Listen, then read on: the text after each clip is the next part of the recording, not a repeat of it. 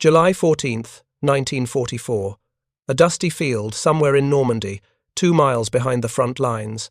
The morning air hung thick with the smell of cordite and wet earth.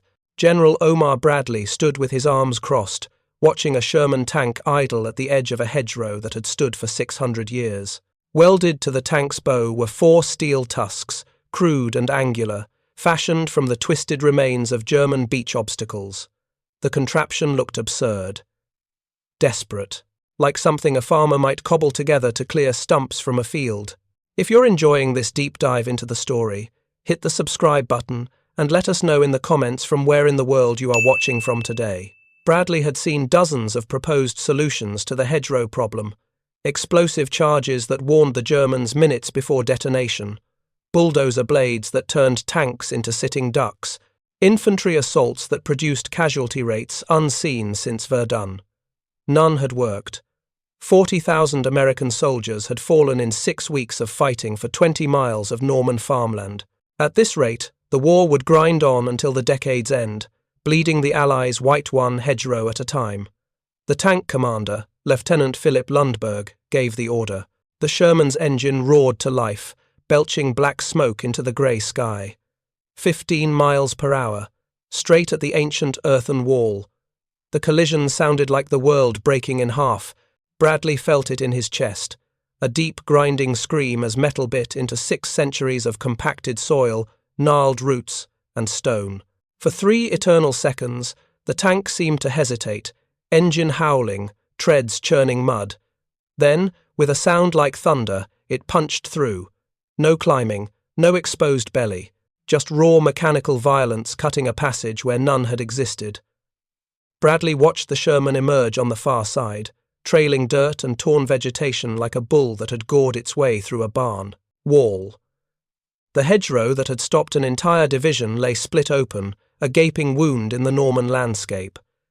The device had been invented by a sergeant, not an engineer with slide rules and degrees, not a West Point tactician, a 29-year-old cab driver from New Jersey who'd spent the war fixing things that broke. The Germans had transformed Normandy into the most effective killing ground since the Somme, and Curtis Cullen had just handed Bradley the key to unlock it. But the path to that dusty field had been paved with blood, and the clock was ticking. Every day the Allies remained trapped in the bocage. German reinforcements streamed west from the Russian front. Every night, mothers in Kansas and Yorkshire and Ontario received telegrams that began with the words, "The War Department regrets to inform you." This is the story of how one man's refusal to accept failure broke open a stalemate that threatened to drown an army in the mud of medieval France. It began not with genius, but with observation, not with orders from above, but with a working man's stubborn insistence that there had to be a better way. And it ended with a breakthrough so complete that historians would later mark it as the moment the tide of war in Europe became irreversible. The morning of June 6, 1944, had dawned with thunder, not from the sky, but from the guns of Allied warships pounding the coast of Normandy. Operation Overlord, the largest amphibious invasion in human history, had begun. By nightfall, more than 150,000 American, British, and Canadian troops had carved 5 precarious footholds into Hitler's fortress Europe. The plan had been ambitious. Capture Caen on the first day, secure the port of Cherbourg within 9 days, drive inland 20 miles across a broad front, linking the beachheads into an impregnable lodgment from which to launch the liberation of France. Reality proved less cooperative. Caen, which British forces were supposed to take by evening of D-Day, would not fall for 6 weeks. Cherbourg required 3 weeks of bitter fighting, and the drive inland, that confident march toward Paris and Berlin, ground to a bloody halt in a landscape that seemed designed by Satan himself to murder soldiers. The Americans called it the bocage. The French had a more poetic name for it, hedge country, but there was nothing poetic about what it did to men and machines. Imagine farmland divided not by wire fences or wooden rails, but by massive earthen berms that rose 8, 10, sometimes 15 feet high. Each berm was topped with centuries of growth. Oak trees, their roots woven together like steel cable, hawthorn bushes so dense that light barely penetrated, brambles that tore uniforms and flesh with equal ease.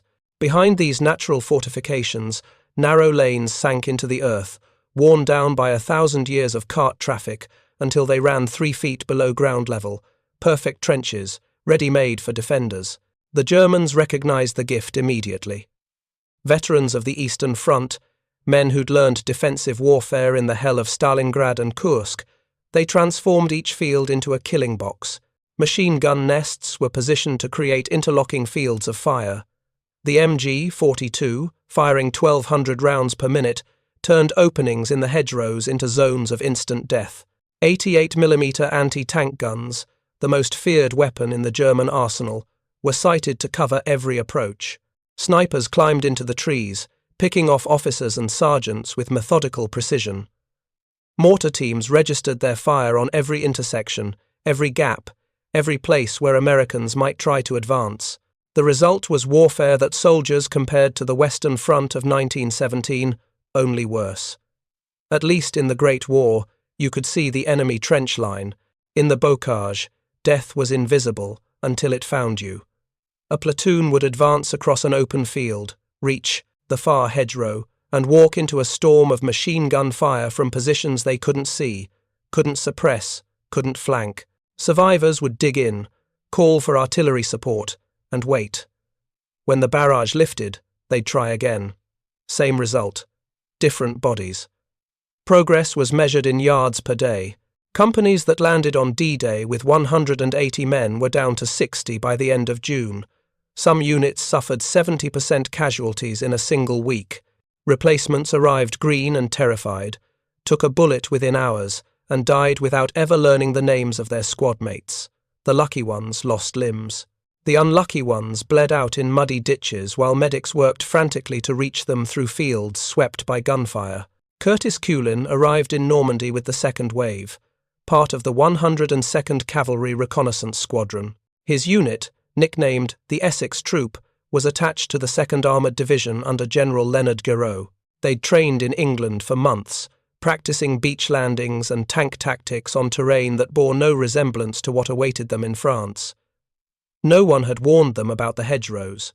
No one had prepared them for warfare, where visibility was measured in feet, where every field was a potential ambush, where tanks, the supposed kings of mobile warfare, became death traps. Culin watched the pattern repeat with sickening regularity.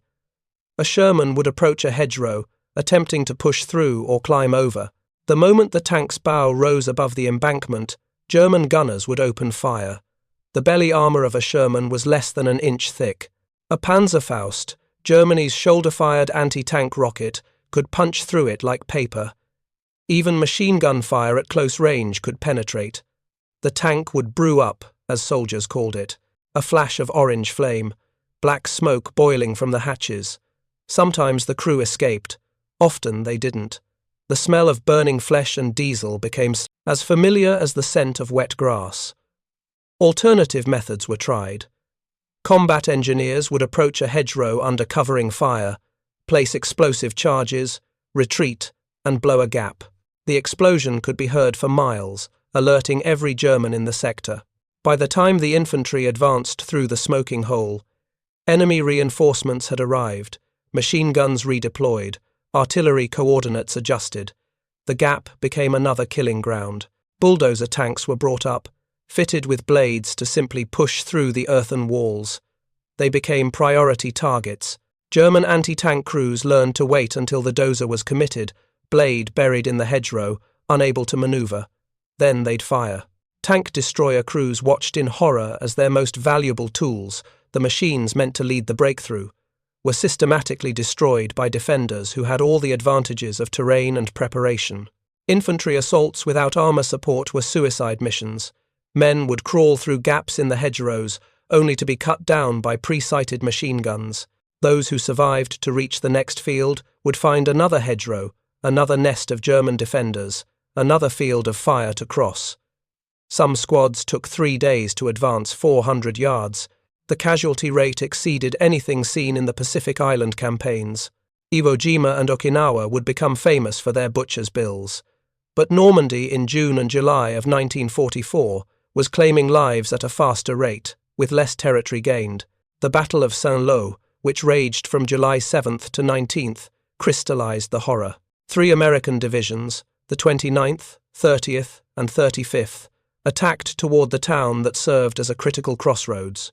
14 days of fighting, 3 to 7 miles gained across the entire front. The 30th Division suffered nearly 4,000 casualties. The 29th lost 3,700 men. The 35th bled away, 2,500 soldiers. That was 10,000 casualties, killed or wounded, for a week's worth of ground. Artillery caused 3/4 of the wounds, shells dropping into the narrow lanes and confined fields where men had nowhere to hide. Sergeant Frank Semper of the 29th Division wrote to his parents on July 11th. "The shells are a bit noisy," he said, "a GI's understatement for hell on earth. This fighting doesn't give one very much time off." 3 days later, he tried to write again. "Every time I start, the shells start thick and fast, and I have to give up." He'd been in the front lines for 40 days straight, 40 days without relief, watching friends die, wondering when his turn would come. This was the reality that confronted General Omar Bradley as he planned the breakout operation that would become known as Cobra. The original timetable for Overlord had envisioned a rapid advance inland, mechanized warfare across open country, a race to the German border before winter. Instead, his first army was trapped in a medieval landscape, dying by inches, with no end in sight. If you find this story engaging, please take a moment to subscribe and enable notifications. It helps us continue producing in-depth content like this. Intelligence reports painted a grim picture. German reinforcements were moving west from the Eastern Front, panzer divisions that had fought in Russia, equipped with Tiger and Panther tanks that outmatched anything the Americans could field. If those units arrived before the Allies broke out of the bocage, the invasion could stall permanently. A second Anzio, Churchill called it, referring to the Italian beachhead that had been contained for months at devastating cost. Back in England and Washington, politicians and military leaders grew increasingly anxious. Eisenhower, the supreme Allied commander, was under tremendous pressure. The British public, after years of war, was war-weary. American mothers were receiving those telegrams at an alarming rate. Stalin, watching from the east, wondered if his Western allies had the stomach for the kind of grinding attritional warfare that characterized the Russian front. Operation Goodwood, a British armoured offensive launched on July 18th, had briefly raised hopes. 3 armoured divisions, more than 1,000 tanks, supported by the largest aerial bombardment yet seen in support of ground forces. The result was disappointing. A few dozen square miles gained, over 400 tanks destroyed. A trooper in the Fife and Forfar Yeomanry reported scenes of horror.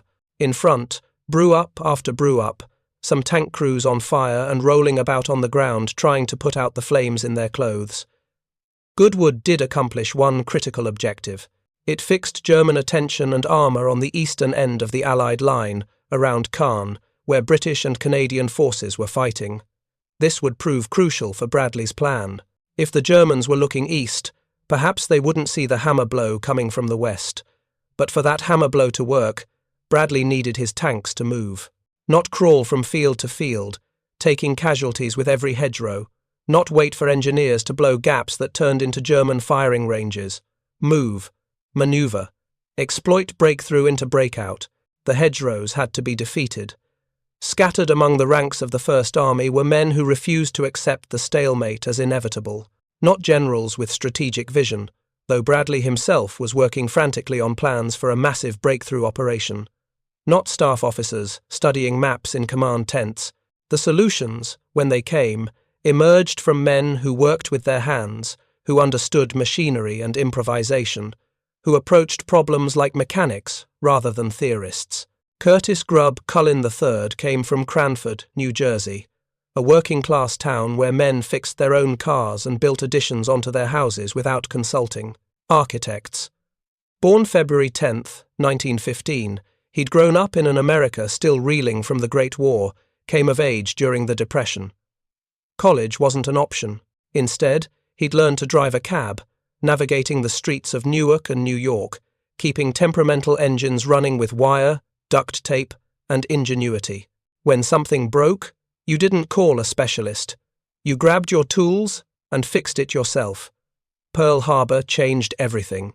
Coolin enlisted in early 1942, joining the New Jersey National Guard unit that would become the 102nd Cavalry Reconnaissance Squadron. The Army taught him to drive tanks instead of taxis, to navigate by compass instead of street signs. But the fundamental approach remained the same. Machinery was machinery. When it didn't work, you figured out why, and you made it work. His fellow soldiers knew him as steady, competent, the kind of sergeant who didn't yell or grandstand but quietly solved problems while others argued about them. He'd earned his stripes through reliability rather than heroics. In a tank unit, that kind of temperament mattered. Tankers were mechanics as much as warriors, constantly maintaining, repairing, improvising solutions to keep their machines operational. By late June 1944, Cullen had been in Normandy for 3 weeks. He'd watched friends die, watched tanks burn, watched tactics fail with the monotonous regularity of a broken record. Every advance followed the same pattern: approach Hedgerow, take fire, call for support, try to flank, more casualties, minimal progress, repeat. The definition of insanity, someone had said, is doing the same thing over and over while expecting different results. The Army was caught in that insanity, and Curtis Coolin couldn't stop thinking about it. His cab driver brain, trained to spot traffic patterns and find faster routes, kept working on the problem. The issue wasn't the tanks themselves. Shermans were reliable, well-armed, mechanically sound. The issue was the terrain and how the tanks interacted with it. Climbing over hedgerows exposed the vulnerable underbelly. Waiting for engineers to blow gaps sacrificed surprise and invited German fire. Bulldozer blades made tanks conspicuous and slow. What if, Coolin thought, the approach was fundamentally wrong? Everyone was trying to go over the hedgerows or around them or blow through them. What if you could simply cut through them, the way you'd cut through a tree trunk or a fence post? What if the tank didn't need to climb at all, but could use its weight and power to rip a passage at ground level? The idea crystallized on June 21st. Cullen was walking through a field, still smoking from the previous day's failed assault. His boots squelched through mud mixed with darker substances he tried not to identify. Everywhere lay the detritus of battle: spent shell casings, discarded equipment, torn uniforms. The remnants of a destroyed German roadblock caught his eye. Czech hedgehogs, they were called. 3 steel beams welded together in an X pattern, designed to stop landing craft and tanks. These particular hedgehogs had been destroyed by shell fire, twisted into abstract sculptures of metal. Coolin picked up a section of beam, heavy-gauge steel, thick as his wrist. The Germans had placed these on the beaches to tear apart the landing craft. Tons of them still littered the Norman coastline, failed defences now serving no purpose except as scrap metal. He felt the weight of the steel, rough and solid in his hands. His mind flashed back to his garage in Cranford, welding reinforcements onto taxi frames to handle rough roads.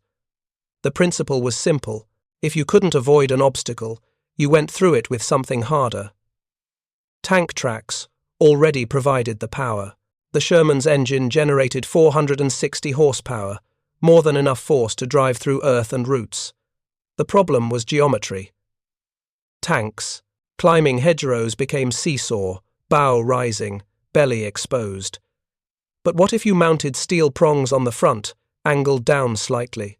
The tank could hit the hedgerow at speed, prongs biting into the earthen wall like tusks, the weight keeping the belly pinned to the ground, power driving the whole assembly straight through. He carried the German steel back to his unit's maintenance area, where Corporal Jimmy Roberts from Tennessee was patching bullet holes in a Sherman's turret. Roberts had been a factory welder before the war, one of thousands of skilled tradesmen now wearing olive drab. The two men had developed an unofficial partnership over the preceding weeks. Cullen had ideas. Roberts had the skills to make them real. Coolin dropped the steel beside the tank with a metallic clang. Roberts looked up, grease smeared across his forehead. "What's that for, Sarge?" "Tusks," Coolin said. "We're going to weld these onto the front of a tank like tusks. cut through the hedgerows instead of climbing over them. Roberts wiped his hands on a rag, studying the steel with a welder's practiced eye. The concept had merit, but devils lived in details. The angles would need to be precise. Too steep and the prongs would dig into the ground, bogging the tank. Too shallow and they wouldn't penetrate the earthen walls. The mounting points would need reinforcement, or the entire assembly would tear off under stress. And they'd need to shape the steel, create points that could bite into compacted earth and intertwined roots. That evening, the two men worked by flashlight, violating blackout protocols, but gambling that German artillery observers had bigger targets to worry about. They salvaged 4 sections of hedgehog steel, each about 5 feet long. Using a cutting torch borrowed without explicit permission, they shaped the steel into prongs with sharpened tips. The real challenge was the mounting system. Simply welding steel bars to the tank's hull wouldn't work. The forces involved when 15 tons of Sherman hit 600 years of Hedgerow would be tremendous. Roberts designed a crossbar assembly that would distribute stress across the entire front hull. He welded mounting plates at key structural points, ensuring the load transferred to the tank's frame rather than tearing through sheet metal. Each prong was angled down 15 degrees, positioned to strike the hedgerow just above ground level. The spacing between prongs was critical too. Too wide and roots would slip through. Too narrow and debris would clog the mechanism. By dawn on June 22nd, they had a prototype. The Sherman they'd chosen belonged to Lieutenant Philip Lundberg, a Minnesota farm boy who'd already lost 2 tanks to hedgerow ambushes in the previous week. Lundberg was skeptical of most field modifications, having seen too many clever ideas fail catastrophically under combat conditions. But he was also desperate. Watching his tanks and crews die to the same problem, mission after mission, had made him willing to try anything. "If this works, Cullen, you'll be famous," Lundberg said, inspecting the welded assembly. "If it fails and I lose another tank, you'll be doing latrine duty until we reach Berlin." The test site was a smaller hedgerow away from the main combat zone, though away from combat in Normandy was a relative term that meant merely out of direct machine gun range. Artillery could still reach them. German observers with binoculars could still call in fire. They'd have to work fast. Word of the test spread through the 2nd Armoured Division like wildfire. Soldiers gathered despite orders to stay dispersed, hungry for anything that might break the bloody stalemate. Some crazy sergeant had welded scrap metal to a Sherman. Nobody believed it would work, but nobody had a better idea. The Sherman, dubbed Murder Incorporated by its crew, sat idling, engine rumbling like distant thunder. Black exhaust drifted in the morning breeze. Lundberg climbed into the commander's cupola, settled into his seat, pulled on his headset. Through the periscope, the hedgerow looked like every other hedgerow in Normandy. Ancient, immovable. A green wall that had defeated armies for 1,000 years. Lundberg gave the order to advance. The tank lurched forward, picking up speed. 10 miles per hour. 15. The collision was apocalyptic. The sound reached men half a mile away, a grinding scream that seemed to tear at the fabric of reality itself. Kulin's welded tusks bit into 600 years of compacted earth, twisted oak roots, and fieldstone, with a violence that made watching soldiers step back involuntarily. For 3 eternal seconds, the Sherman seemed to hesitate.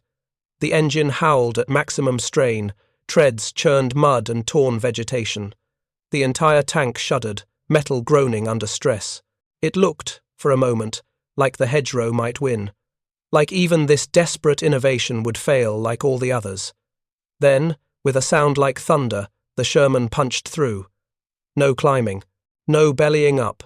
The tank remained level, tusks carving a path, the sheer mechanical power of 15 tons driven by 400 horsepower overwhelming nature itself. Murder Incorporated emerged on the far side, trailing dirt and vegetation like a predator that had just killed something enormous. Behind it, the ancient hedgerow lay violated, a ragged gap torn through its centre, wide enough for a tank, wide enough for an entire armoured column. The gathered soldiers erupted in cheers. Men who hadn't smiled in weeks were suddenly grinning, shouting, pounding each other on the back. For the first time since landing in Normandy, they could see a way forward that didn't involve crawling through machine gun fire or waiting for engineers to blow gaps that became shooting galleries. Cullen stood watching, arms crossed, expression carefully neutral. The prototype worked. But one successful test didn't mean the concept was viable at scale. Would it work on larger hedgerows? Would the welded joints hold up under repeated impacts? Could other tank crews replicate the technique? And most critically, would the American High Command approve mass production of a device invented by a sergeant with no engineering credentials? The answer came faster than anyone expected. Lieutenant Lundberg's report went up the chain of command with unusual speed. Captain to Major to Colonel to General Leonard Hedgerow, commander of V Corps. Hedgerow, who'd been struggling with the Hedgerow problem for 6 weeks, ordered an immediate demonstration. He wanted to see this miraculous device for himself. More importantly, he wanted General Omar Bradley to see it. Bradley arrived on July 14th, accompanied by his staff and several corps commanders. The 2nd Armoured Division had prepared multiple demonstrations, anticipating skepticism from higher command. 2 tanks were equipped with Cullen's device. Others had competing designs that various units had developed. The Army Air Forces, sensitive to criticism about insufficient ground support, had sent representatives. Everyone wanted credit if this worked. Everyone wanted to distance themselves if it failed. Bradley watched as the first Rhino tank, as some wag had already nicknamed it, charged a substantial hedgerow at full speed.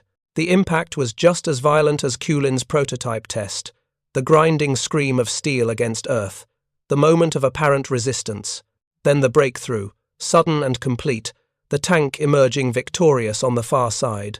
Bradley's poker face cracked slightly, his eyes widened. He watched a 2nd demonstration, then a 3rd. So absurdly simple, Bradley would later write in his memoir that it had baffled an army for more than 5 weeks.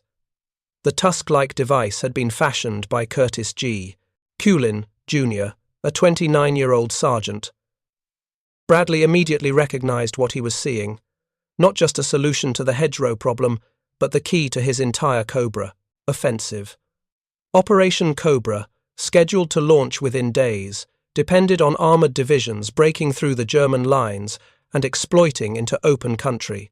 If tanks could finally move freely through bocage terrain, bypassing German strong points and racing through gaps in the enemy defence, then everything changed. Bradley issued orders on the spot. Every ordnance unit in 1st Army was to begin round-the-clock production of Hedgerow cutters. The design would be standardized. Specifications would be distributed immediately. Priority would be given to units designated for the initial Cobra assault. Scrap metal was readily available. Tens of thousands of German beach obstacles still littered the Normandy coastline, twisted steel that could be harvested with cutting torches and repurposed into American weapons. Lieutenant Colonel John Medaris, Bradley's ordnance officer, estimated they could produce 500 devices in the week remaining before Cobra launched. That would be enough to equip 60% of 1st Army's tank force. Every Sherman, every Stuart light tank, every M10 tank destroyer that could be fitted with the modification would get one. The British, learning of the American innovation, developed their own version, called the Prong. They'd produce over 1,000 units. Curtis Cullen, for his part, tried to deflect attention. The idea hadn't been entirely his, he insisted. A Tennessee soldier named Roberts had suggested putting saw teeth on tanks to cut through hedgerows. Everyone had laughed. Cullen had seen the potential and built a prototype, but the original spark came from someone else. History, however, wasn't interested in nuance. The device became known universally as the Cullen Hedgerow cutter, and Curtis Cullen became that very American kind of hero, the working man who outsmarted the experts. If you find this story engaging, please take a moment to subscribe and enable notifications. It helps us continue producing in-depth content like this. The week before Cobra was chaos. Maintenance battalions worked around the clock, welding cutters onto every available tank. Soldiers trained on the new equipment, learning optimal speeds for hitting hedgerows, practicing maneuvers that took advantage of the newfound mobility. Tactical doctrine was rewritten on the fly. Armoured columns that had been restricted to roads could now move cross-country, using the bocage itself as cover, appearing where German defenders least expected. For operational security, Bradley forbade use of the Rhino modification until Cobra actually launched. He didn't want German intelligence getting wind of the innovation. The element of surprise would be critical. When American tanks suddenly started punching through hedgerows at will, German defensive plans, which relied heavily on bocage terrain channeling Allied advances into pre-registered kill zones, would collapse. Operation Cobra kicked off on July 25th, with the largest aerial bombardment yet seen in support of ground forces. Over 1,500 heavy bombers from the 8th Air Force dropped more than 3,000 tons of explosives on a narrow corridor northwest of Saint-Lô. Medium bombers and fighter bombers added another 1,000 tons. The intention was to obliterate German defences, stunning survivors, destroying strong points, cratering roads to impede enemy reinforcement. The reality was more complicated. Weather conditions were poor. Cloud cover disrupted targeting. Some bombs fell short, killing over 100 American soldiers, including Lieutenant General Leslie McNair, who'd been observing from the front lines. The short bombing was a catastrophe, a friendly fire incident that would haunt the air forces. But the German defenders caught the full weight of the bombardment. Entire companies were annihilated. Survivors staggered through smoke and dust, shell-shocked, bleeding from ears and noses, barely able to function. Into this apocalyptic landscape drove 7th Corps, led by Major General J. Lawton Collins. The initial assault divisions, the 9th and 30th Infantry, attacked through the bombed corridor. Progress on July 25th was slower than hoped. German defenders, despite the bombardment, were still fighting. Some strong points remained intact. Artillery fire continued.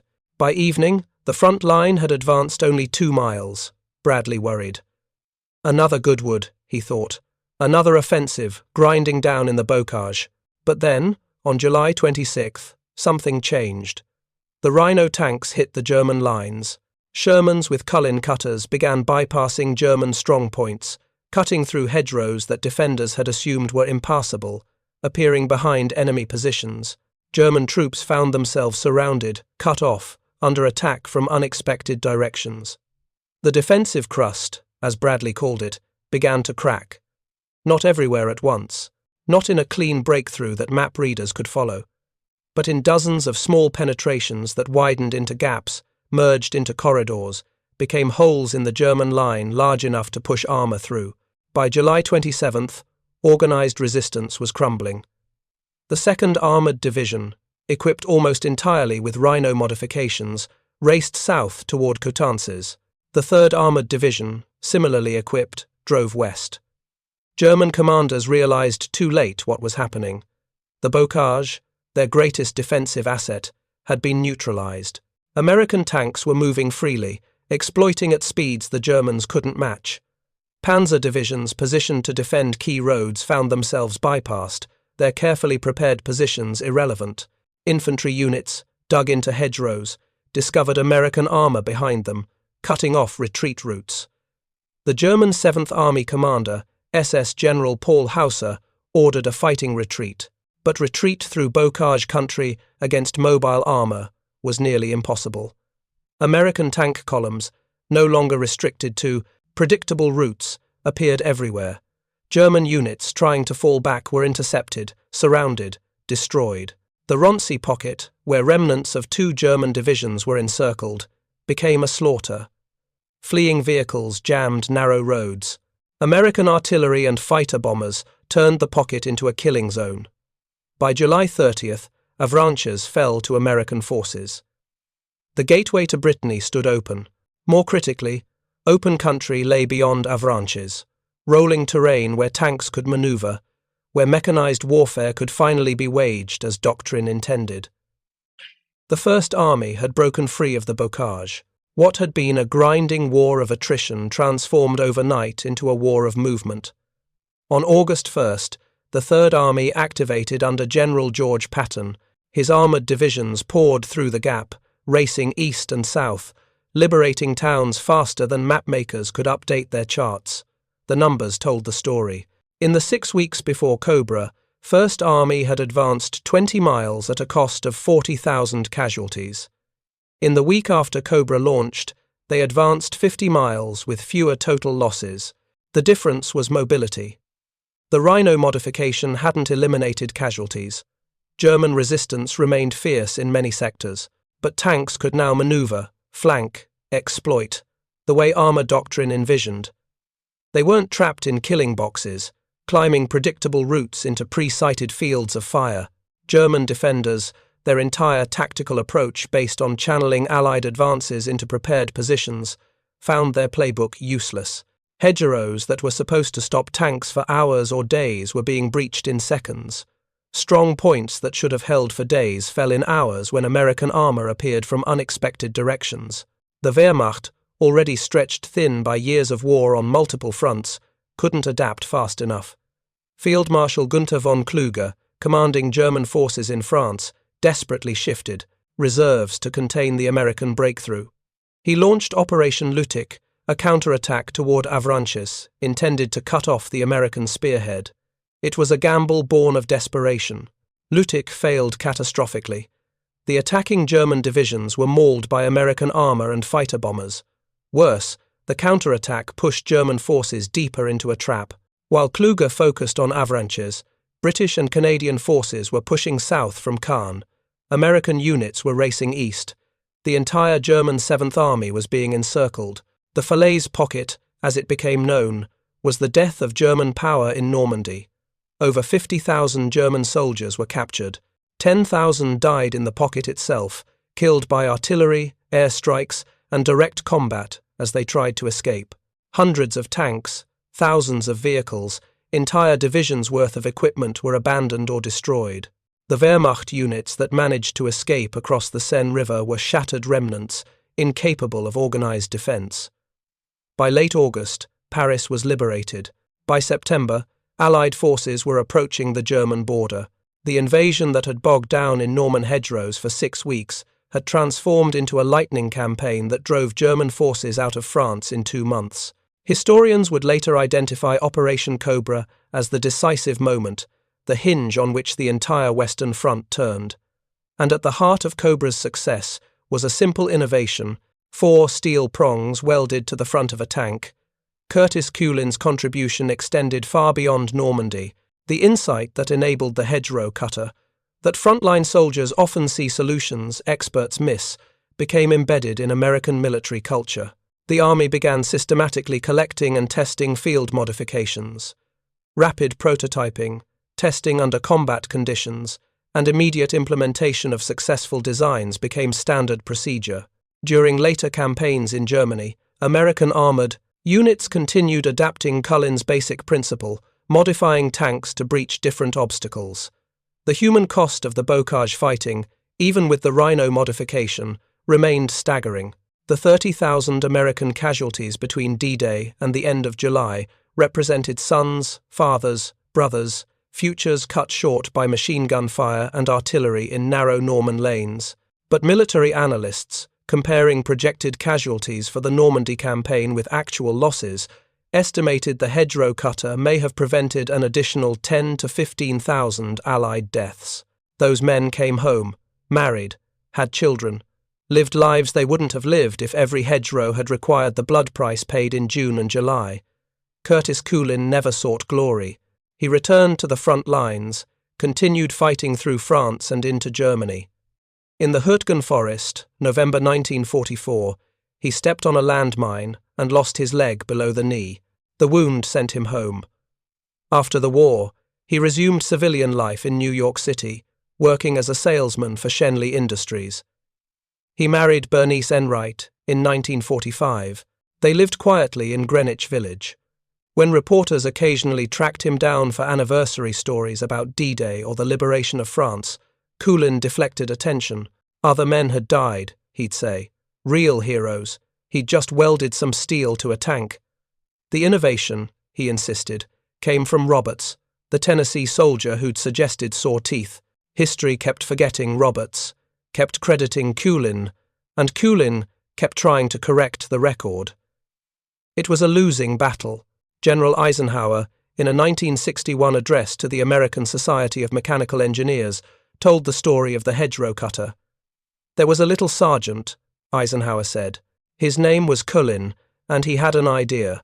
His idea was that we could fasten knives, great big steel knives, in front of these tanks, and as they came along, they would cut off these banks right at ground level. The idea was brought to the captain, to the major, to the colonel, and it got high enough that somebody did something about it, and that was General Bradley, and he did it very quickly.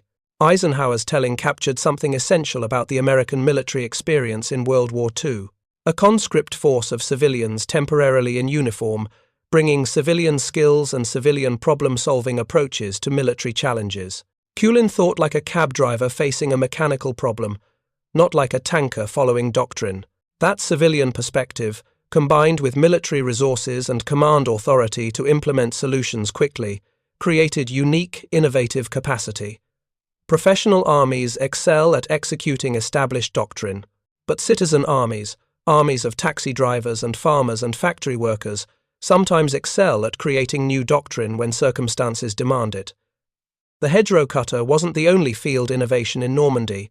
Soldiers modified everything from radios to rifles, adapting equipment to conditions the designers never imagined. But few innovations had the strategic impact of Cullen's device. Curtis Cullen died in Greenwich Village on November 20th, 1963, age 48. His obituary in the New York Times was 3 paragraphs, mentioning his war service, but not the hedgerow cutter. He was buried with full military honors, a sergeant who'd earned the Legion of Merit for his innovation. The citation read that his invention had contributed materially to the success of the Normandy breakout and saved countless lives. At the funeral, veterans from the 2nd Armored Division attended, old men who remembered Murder Incorporated punching through an ancient hedgerow while they watched in amazement. Cranford, New Jersey, his hometown, erected a memorial in 2008, a simple plaque on a boulder near where his family home once stood. Curtis G. Cullen, Jr., Sergeant, United States Army, 1915 to 1963. His battlefield innovation in Normandy, June 1944, helped break the stalemate and save countless Allied lives. A working man who made history.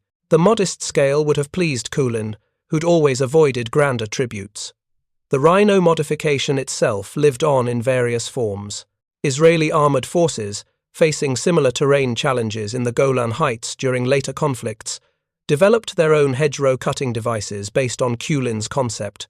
Soviet tank designers, learning of the American innovation through intelligence reports, incorporated similar principles into post-war vehicle development.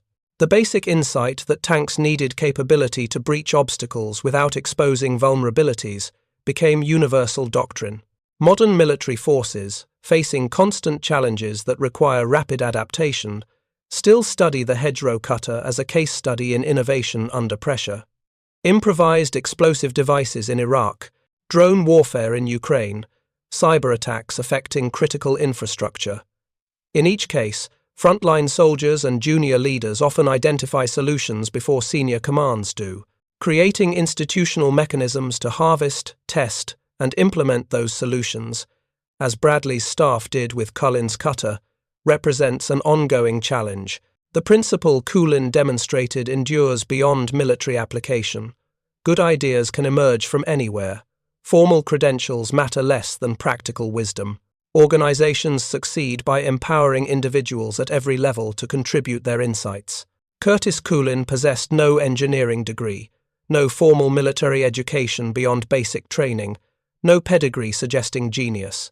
He simply observed a problem, conceived a solution, and had the confidence to propose it despite his lowly rank. That confidence, the belief that his idea deserved consideration regardless of his status, reflects something essential about democratic culture.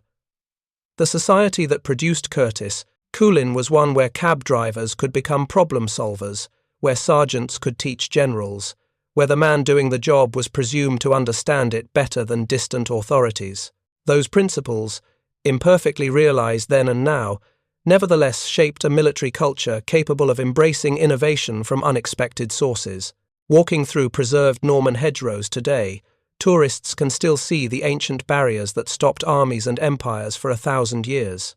They stopped the Allies for 6 weeks in 1944, until a working-class sergeant from New Jersey decided they wouldn't stop anyone anymore. The determination that produced the Hedgerow cutter, multiplied across thousands of individual innovations, sacrifices, and acts of courage, made the difference between darkness and light, between tyranny and freedom, between defeat and victory. The hedgerows remain, green walls marking boundaries between fields just as they have for centuries. The rhino tanks are gone, mostly scrapped or preserved in museums. But the lesson learned at terrible cost in Norman fields 80 years ago remains relevant. Ordinary people facing extraordinary challenges can devise extraordinary solutions, and sometimes, listening to those people matters more than all the strategic brilliance commanders can muster.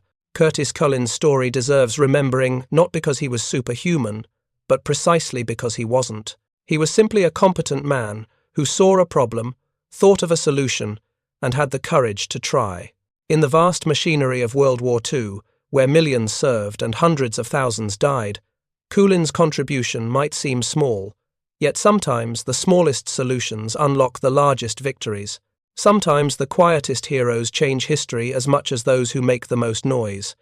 The sergeant from Cranford understood this implicitly, which is perhaps why he never sought glory. He'd done his job well. He'd helped his fellow soldiers survive to see home. In the end, that was enough. That was everything. The hedgerows of Normandy, those ancient killers, had met something they couldn't stop.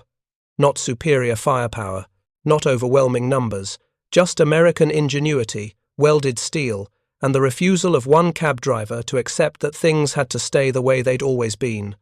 Thank you for watching. For more detailed historical breakdowns, check out the other videos on your screen now, and don't forget to subscribe.